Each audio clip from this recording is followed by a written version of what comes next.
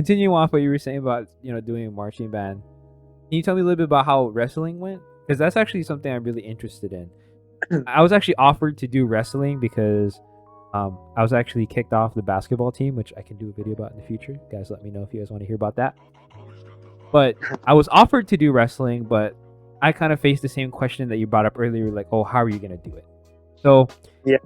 tell me, how does that happen? How does that work? So pretty much, I just got a big ass blindfold all the wrestlers, and be like, all right, let's go, guys, find me up, let's go. Nah, just kidding. No.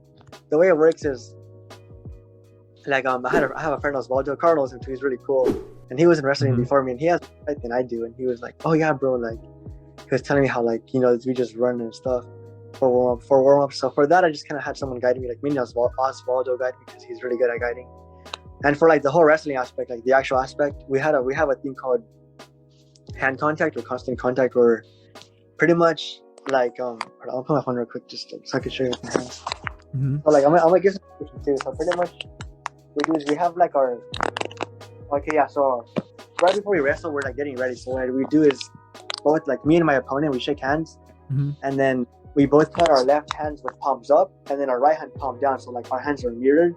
So like our hands like touch. Well, our hands will be touching. So my opponent's right hand will be over my left hand, and my left hand will be like under my opponent's right hand. So then we do from there is we like the ref tells us like you always have to stay in contact. You can't, if you guys break away contact, I give you guys a 1 second, like it's like a 1 second like time limit before we have to like somehow get contact again, because if not, then you have to stop the fight. So yeah, like when we're wrestling, we do that. As soon as the ref throws the whistle, I just grab like the wrist or the arm. I start trying to like control the arm circle them, and then everything else is pretty easy, like the whole like what do you call it, like the whole like double legs, ankle picks, like all of the movements. They're all really simple because it's all like on your body, like there's no striking, and you can kind of feel the movement of what your opponent's doing and what you want to do. So everything was pretty like it was all like hands on, so it was really easy for me to learn. Right. And I think that's also similar to blind judo. Have you heard of anyone who does blind judo? Yeah, I know. I had like two friends that did. I know Kimani is one of them, and then who else did it? I forgot. It was like a kid from LA who used to do blind judo too. But I want to do like jiu-jitsu. I'm trying to get into jiu-jitsu because that's what's cool too. Right. Yeah. A lot of people here actually do judo because we have a lot of Japanese folks here. It's actually a sanctioned high school sport here in Hawaii. Yeah, and I had a lot of friends who did regular judo, and when I learned about blind judo, I was very interested. And it's very similar system. So you know how you said that you basically you already start touching. So in judo, actually in blind judo, from what I heard, my partner is a judoka, and basically what you have to do is you have to you start with a grip. So I guess it's predetermined. I'm not necessarily sure where or how that gets determined, but you start with a grip.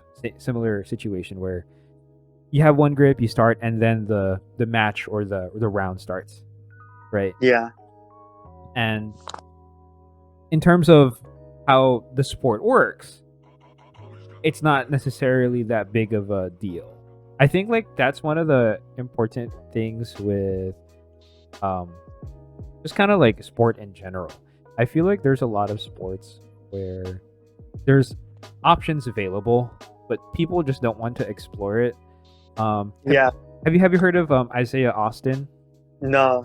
So Isaiah Austin was a very high recruit for basketball. He was actually supposed to play in the NBA. He was like at the top of most draft charts.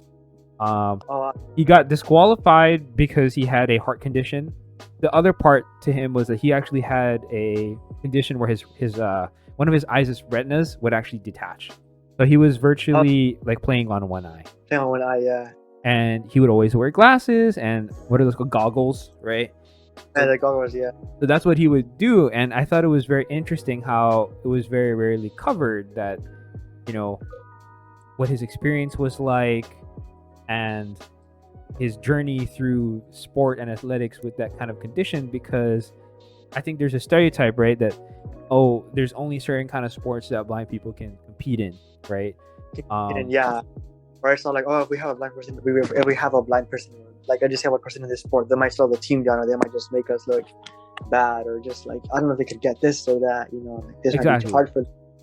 It's always been, yeah, I've always had that. My parents never like let that. Like my dad was always like, no, you go for it, bro. But at school, it was always like that. Like, oh my god, how is he gonna do this? He might run, he might fall. It's like that's part of the sport. In most sports, people fall, people make contact. Yeah, Yeah. so yeah. Like I think in track too, they were trying to like, I'm like, oh, you're gonna fall, you're gonna trip. I'm like, so like I tripped when I was little. I was like, you tripped too, right? The teacher was like, yes, I have tripped before. I was just laughing. And yeah, like one time my dad came home with the like scraped up knee, but I told my mom it's just part of the sport, and she was like, okay, whatever. If you like it, then it's cool.